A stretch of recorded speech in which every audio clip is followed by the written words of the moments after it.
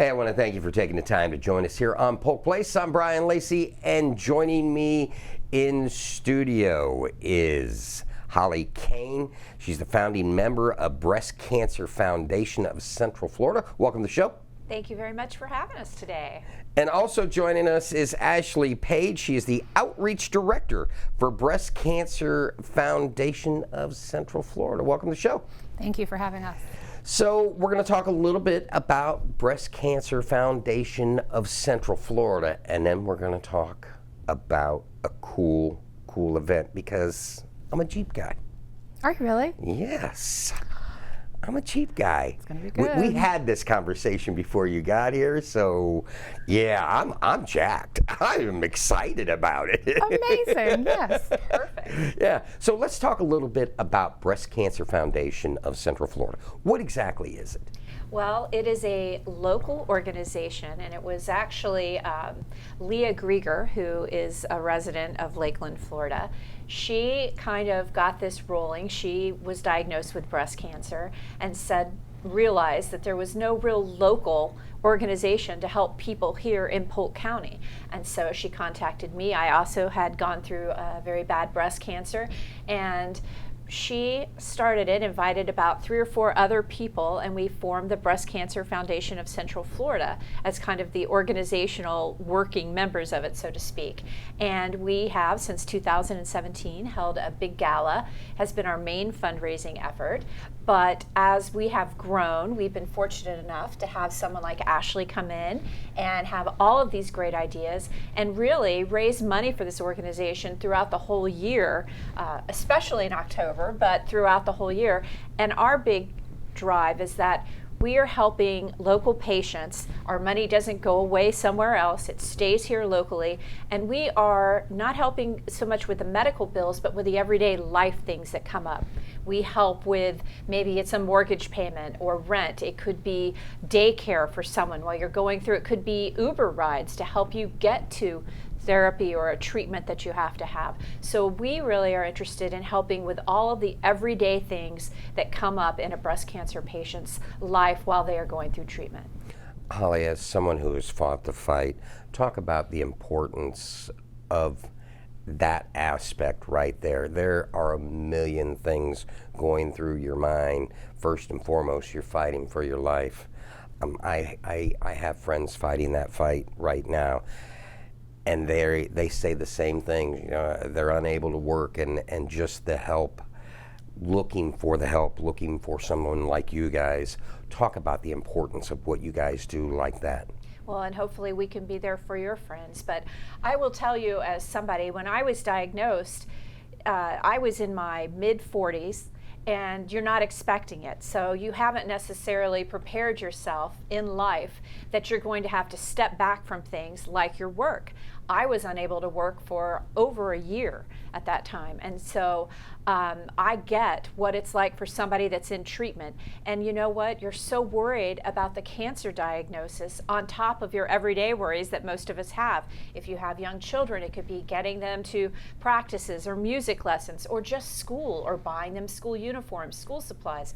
Especially with the children, we are able to come in and help. We just want to take your worry away so that all you have to do is be strong and concentrate on beating the breast cancer. So if we can help out with those everyday little things that come up, that's where we want to be a help. And I can tell you, the patients that we have been able to give money to and help are very appreciative, because often it is those everyday things that get lost in the shuffle of such devastating, overwhelming news when you get a diagnosis like that. So we try to be the person that comes in and helps with everyday life, which has been so disruptive when you find out this news.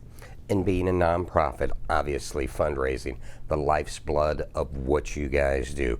Ashley, talk to me a little bit about some of the events. Now, you got a gala coming up. Let's talk briefly about it. We have a gala this year for the first time, going to be held at Bonnet Springs. It's October 27th. And we do a night of dinner. There's dancing. We have a silent auction, a live auction. We have all of the medical facilities and doctors that support us there to attend. And we actually have a couple sponsors that donate a couple tables every year for the patients that we help throughout the year to attend.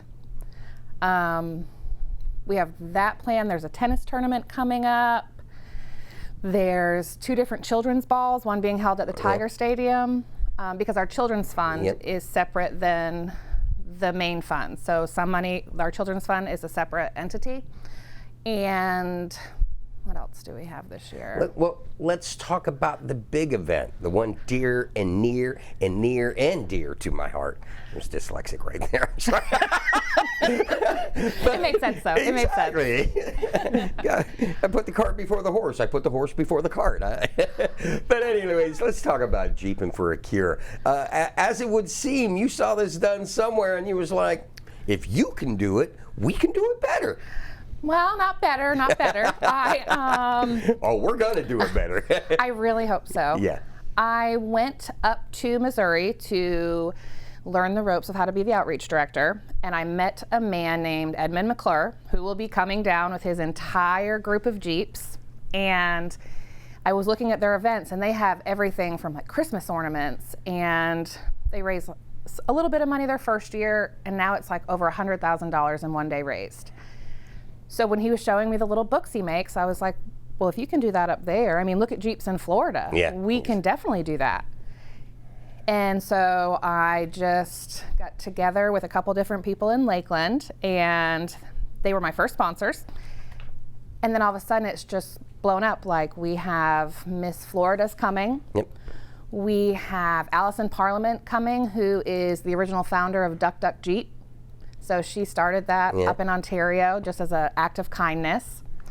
So she's going to be there. Thunder Chrysler is actually hosting it. Yep. They're completely involved in it, where they've already got like human-sized Jenga. That brand new facility out there is incredible It's too. beautiful. Yeah. Yes. And they have that whole field that they're just going to put like different games. We're going to do a Jeep parade. There's going to be another auction at that event.